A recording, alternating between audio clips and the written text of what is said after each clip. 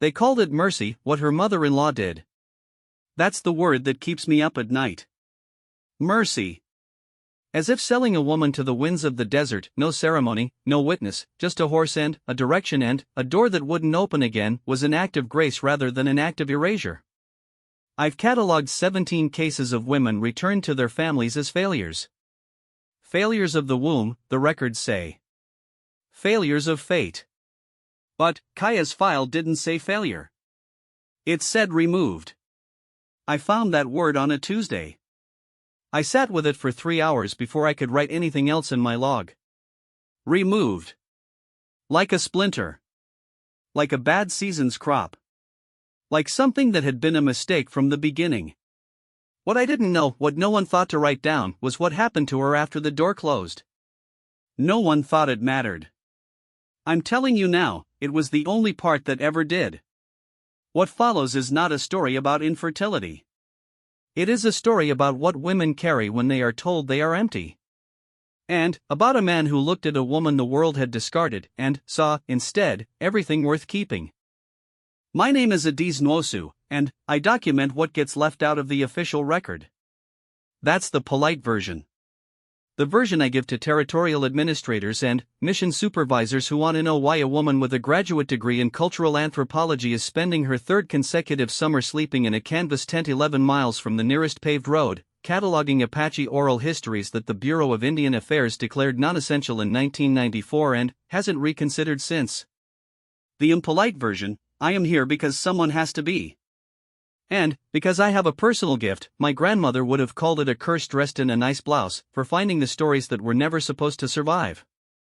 I found Kaya's on a Wednesday afternoon in late August, when the heat sat on the canyon like a hand pressed flat against your chest. She was not who I came looking for. I had been interviewing elders for 6 weeks by then, working my way through a list of names provided by the tribal council with the efficiency of someone who understands that trust is a finite resource and bureaucratic patience is even more so. I had 7 interviews remaining. I had a deadline. I had a supervisor in Albuquerque who sent emails in all capitals and used the word deliverable as if it were a form of prayer. I was not looking for Kaya running water. I was looking for her neighbor, a 74-year-old man named Chester Hosteen who reportedly had detailed knowledge of pre-reservation trade routes and was, according to my contact list, home on Wednesday afternoons. Chester Hosteen was not home on Wednesday afternoon. His neighbor was. She was sitting on a wooden chair outside a small adobe house, shelling dried corn into a clay bowl, and she did not look up when I parked my truck. She did not look up when I got out. She did not look up when I walked the 20 feet between us and said, politely, "Excuse me, I was looking for Chester Hosteen?" She said, without looking up, "He fishes on Wednesdays." "Do you know when he'll be back?" "When the fish stop biting or his back gives out." "Either way, not before dark." I stood there. The corn husks made a dry, papery sound. A dog slept in the shadow of the house with such absolute commitment to unconsciousness that I checked twice to confirm it was breathing. "I could come back Thursday," I said. "You could." She still hadn't looked at me. There was something in that, not rudeness, exactly. More like a woman who had developed, over a long time, an extremely accurate sense of which conversations were worth the energy of eye contact. I should have gone back to my truck. I have been told, more than once, that my problem is that I never do what I should have done. "I'm a cultural anthropologist," I said. "I'm documenting oral histories for the tribal archive. If you have time, I'd love to." She looked up. The first thing I noticed, she was older than I'd thought from a distance. Mid-60s, maybe. But the kind of mid-60s that comes from having lived, not just aged, laugh lines and hard lines occupying the same face with the peaceable coexistence of people who've long since stopped arguing. The second thing, her eyes. I have spent years in this work. I have sat across from massacre survivors and famine survivors and people who watched their languages die word by word in the mouths of their children, and I have developed what I privately consider a professional-grade capacity for maintaining composure in the face of human suffering. Kaya Runningwater's eyes made me feel like a first-year student. Not because they were sad. They had been sad, once you could see the shape of it, the same way you can see where a river used to run even after the water is long gone. But what they were now was something harder to name. Something quieter. The look of a woman who had made peace with something the world would never stop calling a wound. "Sit down," she said. "I'll make tea."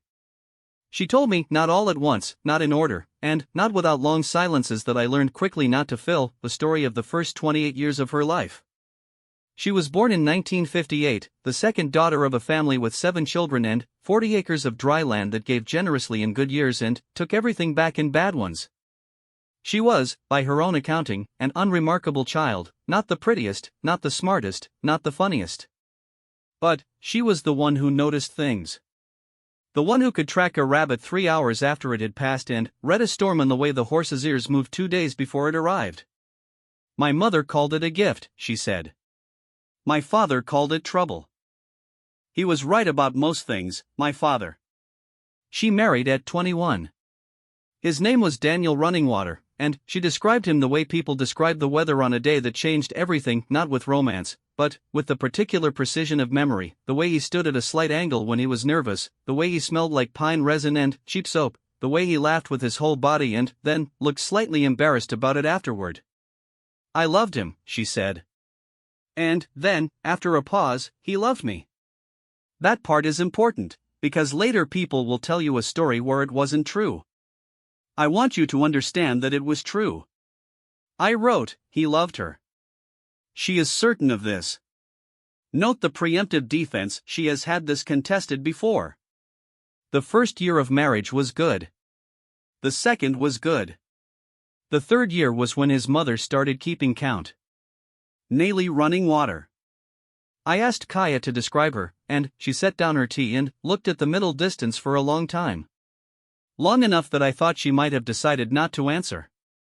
She was a woman who believed she was protecting her son, Kaya finally said. "I think it's important that I say that first. She wasn't cruel for the pleasure of it. She was cruel because she had decided what cruelty was for, and this was its proper application. Does that make it better?" She looked at me.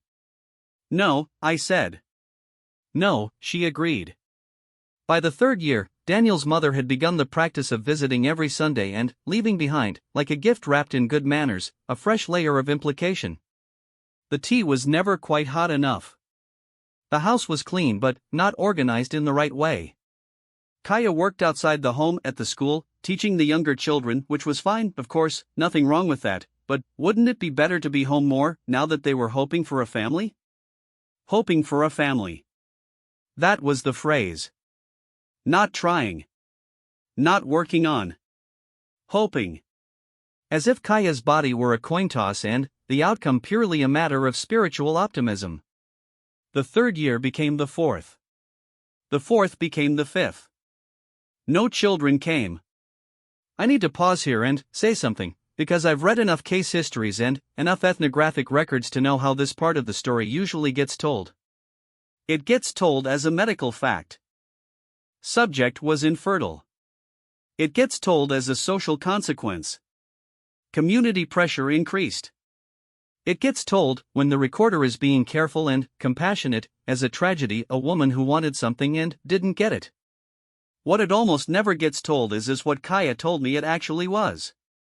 "It was a kind of grief that doesn't have a name," she said. "Because you're not grieving something you lost. You're grieving something that never was. And the world doesn't," she stopped. Pressed her lips together. "The world doesn't make room for that kind of grieving. It wants you to try harder. Get treatment. See a specialist. Pray differently. Something. There's no permission to just be broken about it. Without a plan." She wasn't crying. She said it the way you say a fact about physics. This is how forces work. This is what happens to objects under pressure. This is the equation, and it is not interested in your feelings about it. I was the one who had to look away. In my notes I wrote, "the grief with no name." And then, I underlined it twice and didn't write anything else for 4 minutes. The 6th year was when Daniel's mother made her decision. Kaya didn't know about it in advance. That, she told me, was the part she had spent the most time trying to understand. Not the decision itself, she could trace the logic, however brutal. But the secrecy. I asked her once, years later, Kaya said. I asked her why she didn't tell me what she was planning. Why she didn't come to me and say it outright. A small pause. She said she was afraid I'd argue. I sat with that for a moment.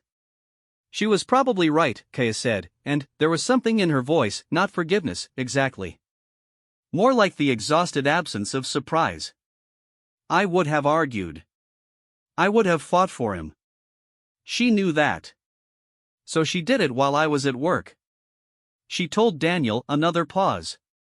Longer. She told him that she'd prayed and consulted and asked the right people, and that the path forward was clear. And that he owed it to his lineage. To his family. To her. What did he say?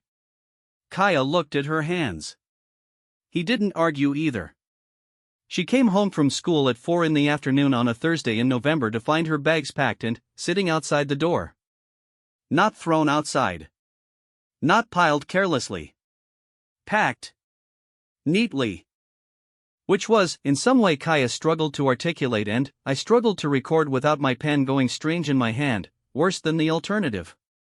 It meant she'd been in my house, Kaya said. Going through my things. Deciding what was mine and what wasn't.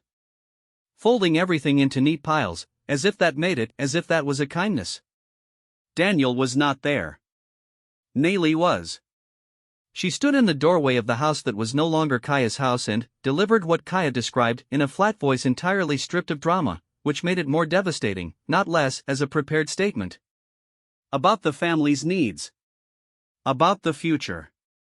About the will of things larger than any one person. About how Kaya was young enough to start again somewhere else. She called it an act of mercy, Kaya said. And there it was. The word from the file. In the actual mouth it came from. Mercy. Kaya picked up her bags. She did not argue. She had always suspected that arguing had been removed as an option before she'd arrived home that day, that the version of this conversation where she fought back had been sealed shut, quietly, before she'd walked through the door. She picked up her bags and she walked to the road and she stood there in the November cold and she thought, very clearly, in a voice that she said sounded nothing like her own, all right, then. Not acceptance. Not surrender. Just the moment where the ground has gone and your body figures out, before your mind does, that the only direction left is forward. She stood there until her feet got cold. Then, she started walking. The tea had gone cold by the time she reached this point in the story. She refilled it without asking if I wanted more and I drank it without answering. Outside, the light was changing, that long Apache afternoon light that turns the canyon walls the color of old blood before it softens into something almost gentle. I looked at my recorder. 3 hours and 40 minutes. I had 4 more interviews scheduled before the end of the week. I had a deliverable. I had a supervisor in Albuquerque. Can I come back tomorrow? I said. Kaya Running Water looked at me with those eyes, the ones that had been sad once and were something harder now, and picked up her corn again. Chester fishes Thursdays too, she said. Which was not a yes. Which was also not a no. I drove back to my tent in the failing light and sat for a long time without opening my laptop. In my field journal, I wrote 4 words and then stopped. She started walking. She started walking. I have a nervous habit that my thesis advisor called professionally inconvenient and my mother called the reason you'll die alone at a desk. I make lists. Not grocery lists. Not to-do lists. I make lists of things I can't stop thinking about, which is different, a kind of external hard drive for the obsessive loops I run when I'm trying to understand something that resists understanding. The lists live in a small green notebook I've carried in every field coat I've owned for 11 years. They're not organized. They're not for anyone else to read. They are, in the most honest accounting I have of my own psychology, how I stay sane when a story gets under my skin deep enough to start rearranging things. After the first afternoon with Kaya, the list looked like this: What does a woman do with 28 years of herself when someone hands it back and says, "Not needed, mercy"? Who does that word protect? She packed the bags neatly. Why is that the part one can't stop thinking about? She started walking. Where do you walk to when the road goes in all directions and none of them are yours? I came back Thursday. Chester Hosteen was still fishing. She picked up the story the way you pick up a heavy piece of furniture, both hands, no hesitation, because hesitation makes it harder. After she left, and she'd had 3 days before the word left stopped feeling wrong in her mouth and she could use it without her jaw tightening, she went to her sister's house 11 miles west. Her sister, Yolanda, was 7 years older and had 4 children and a husband who worked construction and was kind in the uncomplicated, non-literary way that people sometimes get credit for not being. Yolanda didn't ask questions right away, Kaya said. She opened the door and looked at my bags and then at my face and said, "There's a bed in the back and I made fry bread." And that was it for the first 2 weeks. I wrote, "The mercy of not asking." Contrast with the other kind. She stayed 3 months. She went back to her teaching work, a different school, further from her old life, and she paid Yolanda what rent she could and she folded herself into the ordinary shapes of days until the ordinary shapes started to feel, if not natural, then, at least survivable. People thought I would fall apart, she said. I could see them waiting for it. My mother cried more than I did. People kept stopping me to say how strong I was, and I could tell that what they meant was, she hasn't fallen apart yet. Like the falling apart was a certainty and my function was simply to delay it. She set her jaw. I found that very irritating. Did you fall apart? She thought about it with the genuine deliberateness of a woman who takes accuracy seriously. Not the way they were waiting for. Not all at once. It was more, she looked for the word. More like a slow leak. I would be fine for weeks. Completely fine. And then, I'd see a woman at the market with a baby on her hip and I'd have to go sit in my truck for 20 minutes before I could drive home. A pause. I became very good at sitting in trucks. 18 months after leaving, she moved into her own place, a small house on the eastern edge of the reservation, backed up against a stretch of canyon wall that turned gold in the morning and was in shadow by 2 in the afternoon. I like the shadow, she said. People think that's strange. But I'd spent years in a life that felt like it was always fully lit. Watched from all sides. You get tired of being visible. The shadow felt private. She had, by then, learned to carry the grief the way you carry a stone in your shoe, aware of it always, adjusting your gait around it, no longer surprised by it but never quite free of it either. She had developed small rituals. The corn. The morning walks. The evenings she spent on the porch in a chair she'd made herself from salvage wood that listed slightly to the left but held. She had also, she told me without particular emphasis, decided that she would not marry again. Not bitterness. She was precise about this. It wasn't bitterness. It was arithmetic, she said. I had added up the equation and the answer kept coming out the same. I was a woman who couldn't give a family a child. That fact would follow me everywhere. So I could either spend my life waiting for someone who wouldn't care about that fact, someone who wouldn't eventually, under pressure, in a weak moment, let their mother or their uncle or their own needs start to count against me, or I could stop waiting and start building something that belonged to me. That's not arithmetic, I said. That's a decision made from exhaustion. She looked at me. Not offended. Evaluating. Yes, she said. That's exactly right. She was 31 when she met Eli Runningwater, no relation to her ex-husband's family, which she'd confirmed within 4 minutes of being introduced, because she was a woman with a practical streak that ran all the way down to the bone. He was introduced to her by Yolanda, who had decided, after 2 years of watching her sister be quietly, competently, immovably fine, that being fine was not enough and that a dinner party was the appropriate corrective.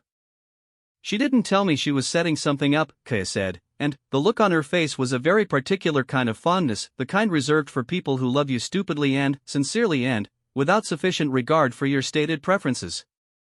She told me she was having people over. She said it would be nice. That word. Nice. The dinner party had 8 guests. Kaya arrived with a dish of hominy she'd made because Yolanda had asked for something, and she had learned, over decades of being Yolanda's sister, that showing up empty-handed was an invitation for Yolanda to make a face that lasted until Christmas. Eli Running Water was standing in the kitchen when she walked in. Not the living room, not the porch where the other guests were gathered. The kitchen. He was helping Yolanda stir something, with the visible discomfort of a man who had agreed to help and was now unclear on the physics of what he'd agreed to, and he had 2 toddlers attached to his legs like decorative fixtures. His twins, Kaya said. She said the word the way you say the name of a season that changed you. I want to be careful here. Because I've read the kind of story this is supposed to become. I've lived in a culture saturated with that story, and I know how the next paragraph usually goes. She saw the twins and her heart opened. She saw the man and her walls came down. She saw a family shaped like the one she'd been denied and understood, in a rush of cinematic emotion, that this was where she was meant to be. That is not what Kaya told me. What Kaya told me was this: he had hominy in his hair. I looked up from my notes. He'd tried to help Yolanda and knocked a spoon against the pot and gotten it in his hair and either didn't know or had decided it wasn't worth addressing yet.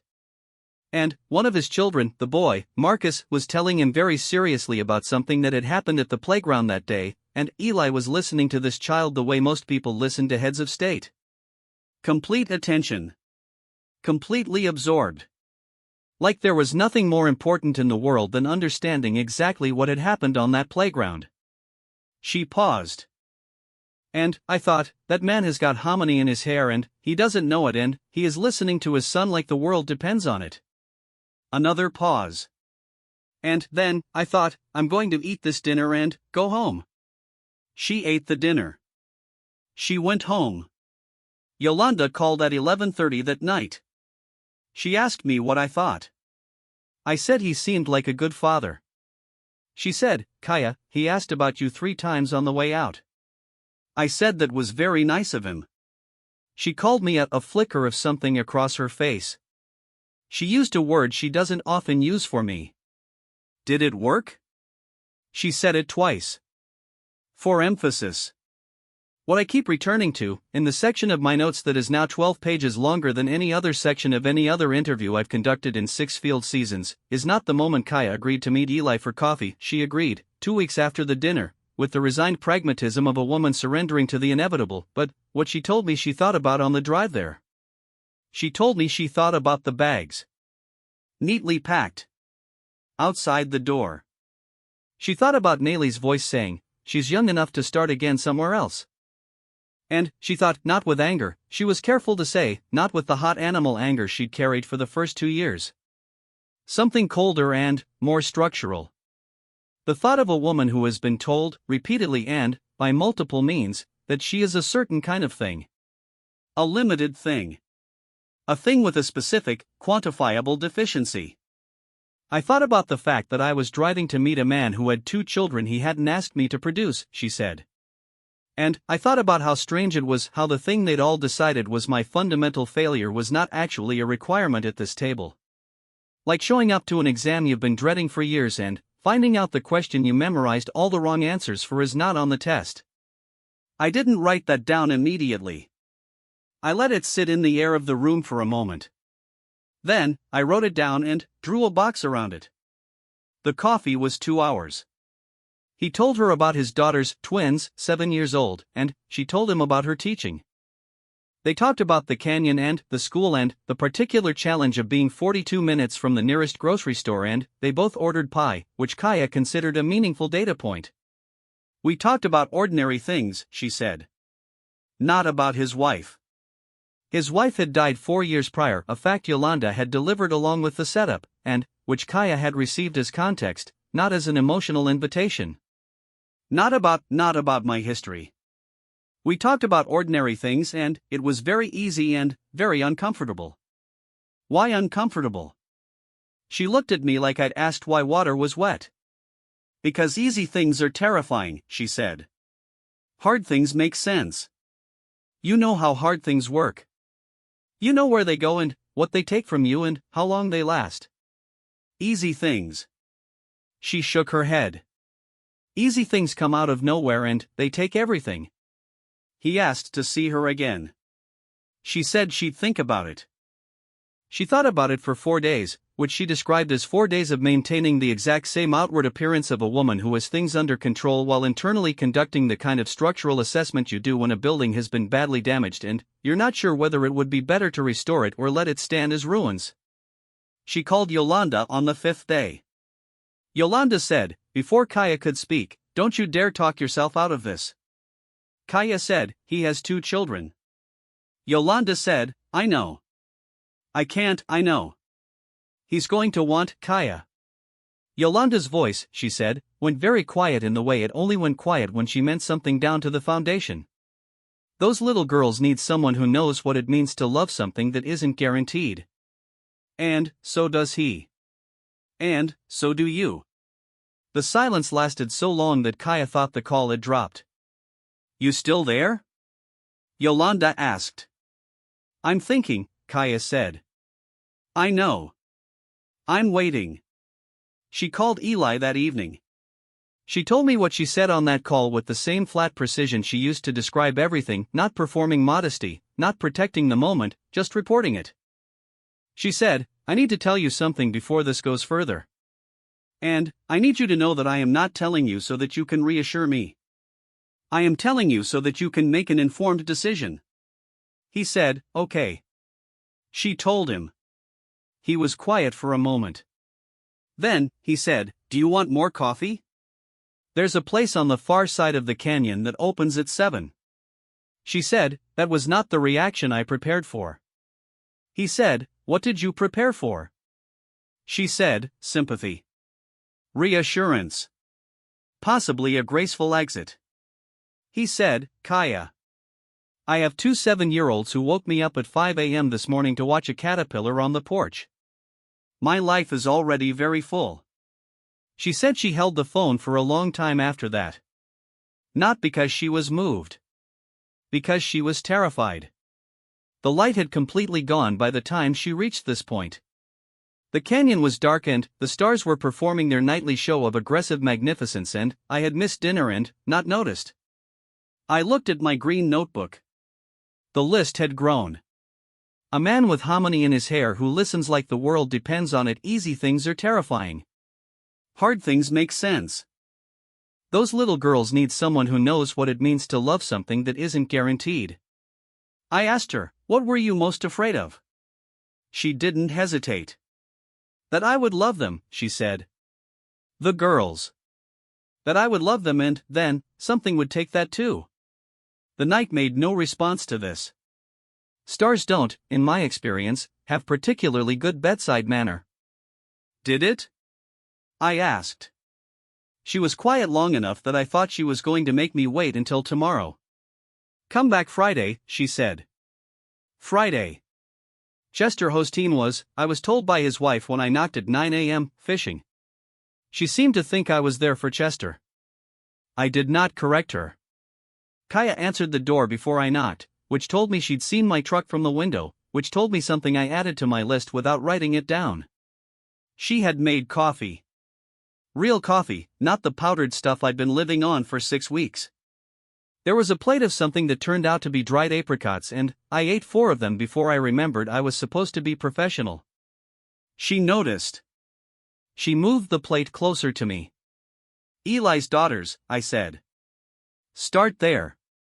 She poured her coffee. Saturday. Started there. Their names were Rosalie and B. Not Beatrice. Just be one-syllable economical, like their father had understood from birth that she would resist elaboration. Rosalie was the one who talked, B was the one who watched. They were 7 years old and they were, Kaya searched for the word and landed on, enormous. Not physically.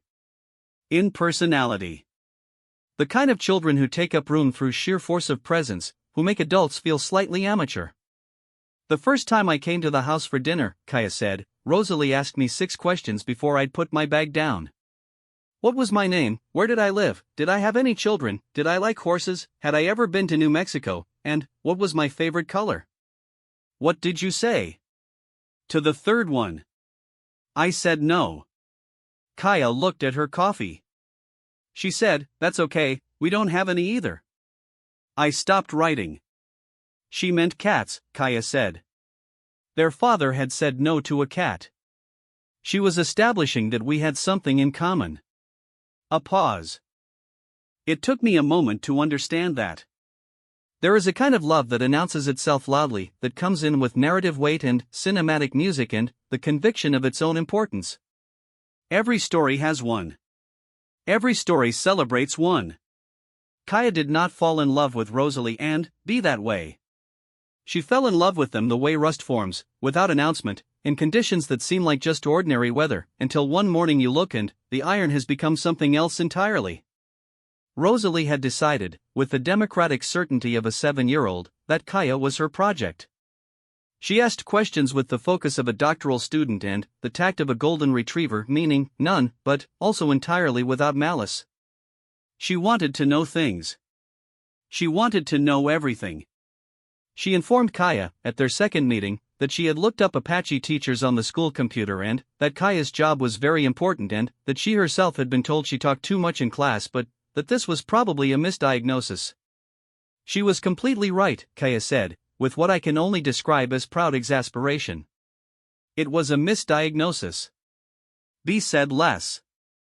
But B, Kaya told me, was the one who one afternoon, 4 months into Kaya being a presence in their lives, 6 weeks into Kaya coming for dinner every Sunday, 3 weeks into the dinner conversations that ran so long that Eli would eventually look up and say it's 10 o'clock with the mild bewilderment of a man who couldn't account for where the evening had gone, came and sat next to Kaya on the porch steps without being asked.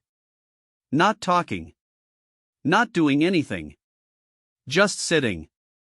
I didn't move, Kaya said. I was terrified that if I moved she would leave. I sat very still for 20 minutes. My back hurt for 2 days. What did she do? She sat there. And then she went inside for dinner. A pause. The next Sunday she did it again. I want to tell you about Eli. I need to tell you about Eli, because he is the part of the story where my professional neutrality performs the most visible structural damage. Kaya described him in fragments, the way you describe the weather, not as a single fact but as an accumulation of small truths that add up to a condition. He was a man who was late to everything except the things that actually mattered. He forgot anniversaries and remembered the name of every student he'd ever taught. He cooked 5 things well and everything else so badly that his daughters had taken to announcing what he was making as a warning system. He laughed in a way that involved his entire respiratory system and then looked slightly embarrassed, which she had mentioned in passing at our first meeting and which I now understood was the kind of detail that gets remembered. He was also, and she said this last, after everything else, as if it was the fact that the others were context for a man who was afraid. Not cowardly, she said, making the distinction with a precision that felt practiced. Afraid. There's a difference. He'd lost someone. He knew exactly what it cost to let someone in. He knew the exact number and weight of the risks. And he did it anyway. He did it anyway. She said it quietly. Like a stone settling. He told me once we had a conversation, a difficult one, maybe 4 months in, where both of us said the things we'd been carrying without saying and it was she stopped. Found her footing. He said, I know there are things you've been told you can't give me. I need you to know that no one gets to decide that for me but me. She picked up her coffee cup and put it down again without drinking. I told him he'd been watching too many inspirational films. What did he say? He said, probably. But I still mean it. They were married in October of 1993, in Yolanda's backyard, with a ceremony that combined elements of both their traditions and was, by Kaya's description, impeccably organized and precisely 9 minutes longer than it should have been due to an uncle on Eli's side who had been given 3 minutes to speak and interpreted this as a suggestion. Rosalie wore a dress she'd picked out herself that was 3 sizes too big because she'd seen it and decided it was the best dress and the size was not going to be a barrier. Bea wore the dress Kaya had helped her pick, and, at one point during the ceremony, not at any of the obvious moments, not during the vows or the exchange of symbols, but during a quiet instrumental passage when the canyon wind moved through the yard and lifted the tablecloths briefly, Bea reached over and put her hand in Kaya's. Just for a moment. Then, she took it back and went very still, facing forward, as if she hadn't done it. Kaya told me this in a voice that was completely steady. I write this with a hand that was not. The years that followed were not easy. I want to say that clearly, because stories about second chances and rebuilt lives have a bad habit of accelerating through the hard parts, of using the happiness as a shortcut, jumping from the moment of decision to the montage of a life going well. Kaya did not allow me to do that. The girl's grief for their mother was not linear, not convenient, and not, she was very clear, something that anyone got to decide Kaya should or shouldn't manage. There were weeks when Rosalie was angry in a way that had nothing to do with Kaya but landed on her anyway, and Kaya absorbed it because she understood, with the cellular knowledge of a woman who had done her own uncontained grieving, that anger in that shape is not an accusation. It is a request for solid ground. I never tried to be their mother, she said. I was very careful about that. There's a version of this story where I walk in and love them so fiercely that it erases the loss. I did not try to do that. That would have been about me, not them. What did you try to do? Be consistent. Be the person who showed up. Make the fry bread and sit on the porch and answer questions even when they were a small sound that might have been the beginning of a laugh. Even when they were exhausting. Was Rosalie exhausting? Rosalie asked me once, when she was 9, why I couldn't have babies. I had been waiting for that question for 2 years. I had prepared an answer. I had several versions of the answer depending on how direct she was being. She paused. She was very direct. What did you say? I told her the truth. As simply as I could. That my body didn't work that way, and that I had spent a long time being sad about it, and that I was less sad about it now because of reasons that included but were not limited to her and her sister. How did she take it?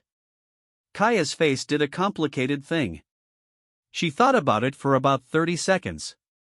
And then, she said, so you have us instead. And then, she went back to her homework. A long pause. Not instead, Kaya said quietly. That's not the right word. But, I didn't correct her. Some truths are more important than the exact word.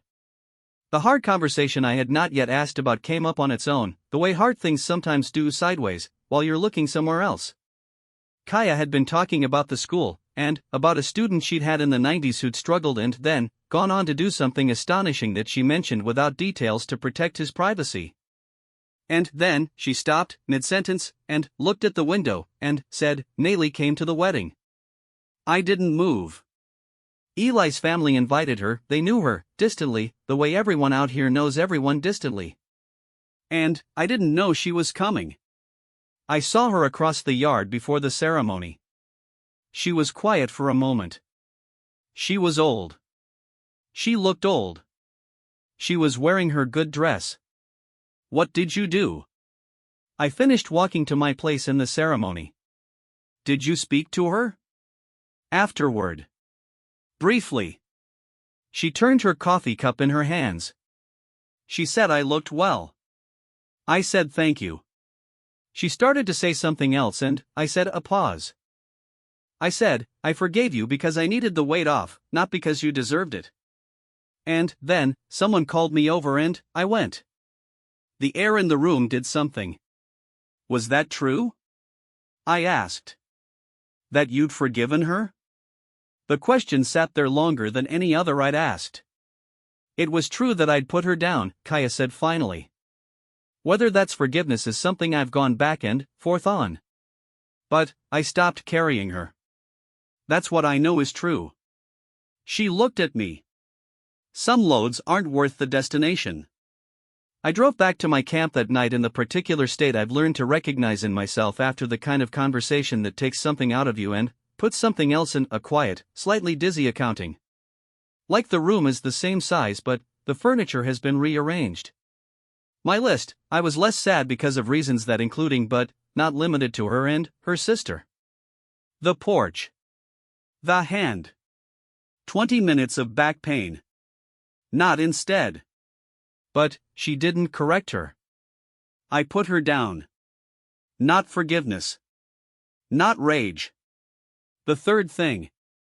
I lay in my sleeping bag listening to the canyon do its nighttime sounds, the specific vocabulary of a landscape settling into darkness, rocks cooling, something moving in the brush at intervals that my nervous system had long since catalogued as non-threatening, and I thought about what Kaya had said about easy things being terrifying. I thought about the list of things I'd been deciding were too uncertain to reach for. The list of reasons that were actually, if I was honest, fear dressed in the clothes of arithmetic. I didn't write that down. Some things you don't need to put in the notebook. You just let them sit in the dark of the tent and see what they look like in the morning. Saturday. Not in my schedule. Chester Hosteen, I had been told by his wife on Friday afternoon, did not fish on Saturdays. He played cards. I knocked at Kaya's door at 8:30 with a bag of actual groceries because I had finally driven the 42 minutes to the nearest store, and it seemed rude to keep eating her apricots without reciprocating, and also because I had spent Friday night in my tent understanding, with the clarity that comes at 2 in the morning when the canyon is loud with stars and you have no one to argue with, that this was the last day of interviews I would have here. My supervisor's deadline was Monday. I had 4 other interviews unfinished. I knocked on Kaya's door. She was already outside, in the chair, and the corn was back, a different batch, a different color, darker and larger than last time, which I recognized as winter corn and which told me she'd been planning to do this today regardless of my arrival. She nodded at the other chair, a second one, same salvaged wood construction, same slight list, which I had not noticed on earlier visits and which meant she had put it there at some point this week. For me, presumably. Or for people. For the category of person that includes me. I sat down. I put the groceries by the door. She looked at the bag and then at me, and I thought she was going to say something about it, but she just started shelling, and I opened my notebook and we went on. Rosalie and B were 40 years old now. I had done the math earlier and it had shocked me in a way I hadn't expected, the distance between the 7-year-olds I'd been hearing about and the 40-year-old women they had become, and the recognition that Kaya had been in their lives, continuous and consistent, for 33 years. 33 years of Sunday dinners and porch sitting and questions answered and homework suffered through and graduations attended and, eventually, grandchildren. Tell me about the grandchildren, I said. She told me about the grandchildren. Rosalie had 2 boys and a girl, the girl being, by all accounts, Rosalie in miniature with additional stubbornness, which Kaya described as a terrifying prospect, educationally speaking. B had 2 twins, which Kaya delivered as a fact and then watched me process. Twins, I said. Twins, she confirmed. Not smiling. Something quieter than a smile. Does that mean something to you? That BEA's kids are twins? She shelled corn for a moment.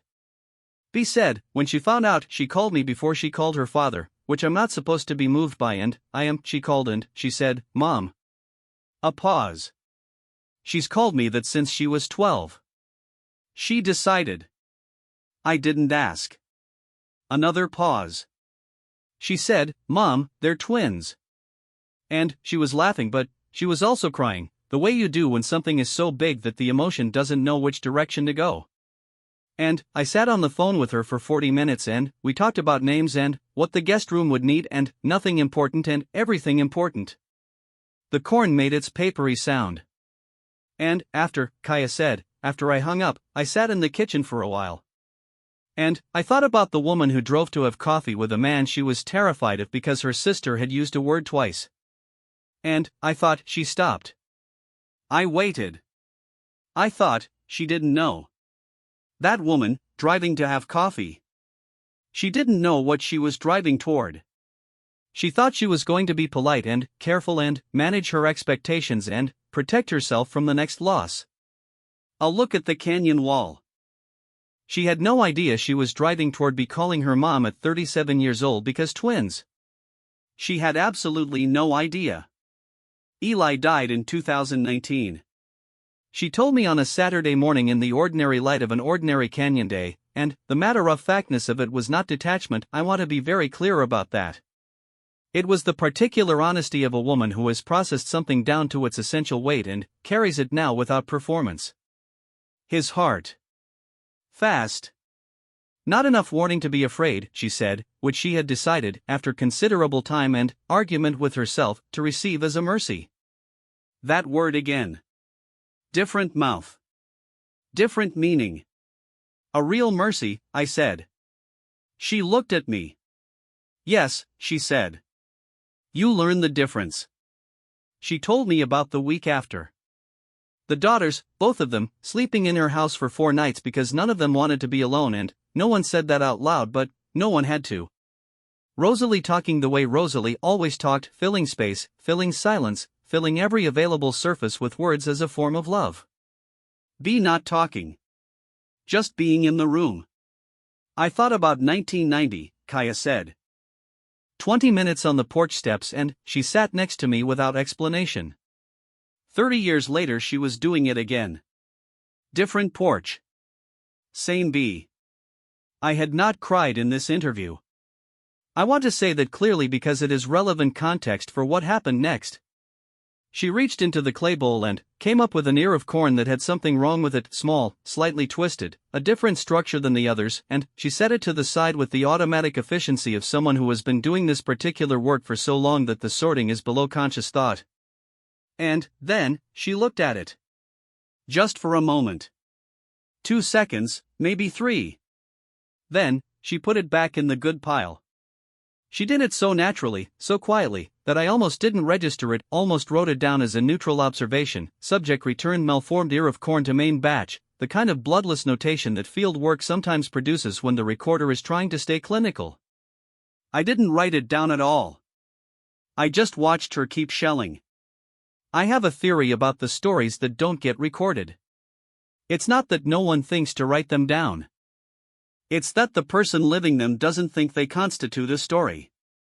They think they constitute a life, which is a different category, one with less narrative shape and more Tuesday afternoons and more sitting on porches in chairs that list to the left. The woman who walked away from the packed bags on a Thursday in November understood that she was inside a loss. She understood the coordinates of her devastation with perfect clarity. What she could not see, what no one standing in that particular location can ever see, is the entire geography of the life that the loss was, in its own brutal way, clearing space for. You can't see that from where you're standing. You can only see it later. From a chair on a porch, shelling corn in the August light, with the canyon going gold behind you and your granddaughter's voice somewhere inside the house asking a question to no one in particular, the way her mother used to. I closed my notebook at noon. I have to get back to Albuquerque on Monday, I said. I know. I want to ask one more question. She waited. If you could go back to that Thursday.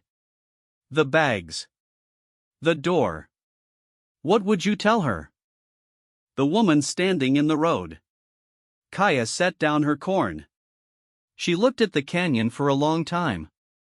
Long enough that I thought she had decided the question didn't deserve an answer, which would have been a completely legitimate position. Then, she said, I'd tell her the fry bread recipe. She loses it in the move and doesn't find it again for 6 years. I laughed. I couldn't help it. Sitting on that listing porch in that canyon light, 6 weeks from home and 3 days from a deadline I had definitely blown past, I laughed in a way that involved my entire respiratory system. Kaya's expression did the thing that wasn't quite a smile but was located in the same neighborhood. And I'd tell her she picked up the corn again. I'd tell her she's right to be terrified. The easy things are always terrifying. But to go anyway. To drive to the coffee and eat the pie and sit on the porch even when her back hurts. A pause. That the word for what she's driving toward is not a word she knows yet. What's the word? She looked at me. Hers, she said. It's the one that's hers. I drove back to my camp for the last time and sat in my tent for a while. In my green notebook, not the field journal, the list notebook, I wrote, what to tell the woman standing in the road, the fry bread recipe. Go anyway. The word is hers. And then, I started a new list. Different list. Different subject. My supervisor's email sat in my inbox unread. I let it sit. I submitted the Kaya Running Water interview to the Tribal Archive in October of that year. It runs to 63 pages, which is 41 pages longer than any other interview in the collection. My supervisor, in Albuquerque, noted this in a comment that included the word excessive. I left the comment unresponded to. The archive curator, a woman named Frances who had been doing this work for 27 years and had the permanent expression of someone who was tired of watching important things get called non-essential, sent me a single-line email after reviewing the submission. It said, "Thank you. This one needed to exist." I printed that email and put it in my notebook. Not in the list notebook. In the field journal. The one that's supposed to be for facts. There's a detail I didn't include in the official submission. Near the end of our last morning, while I was packing up my recorder and Kaya was finishing the last of the corn, Rosalie arrived, drove up in a truck with her daughter in the back seat, the one who was Rosalie in miniature with additional stubbornness, who was approximately 8 years old and got out of that truck moving. She ran to the porch and stopped in front of Kaya and said, in the voice of someone delivering urgent news, "Grandma, I have a question." Kaya said, without looking up from the corn, "You always have a question. It's an important one." They always are. "Grandma." Kaya looked up. The small face. The determined eyes. The exact posture of a child who has decided she is being taken seriously or she is going home. Kaya said, "Ask." I didn't write down what the question was. Some things are just for the porch.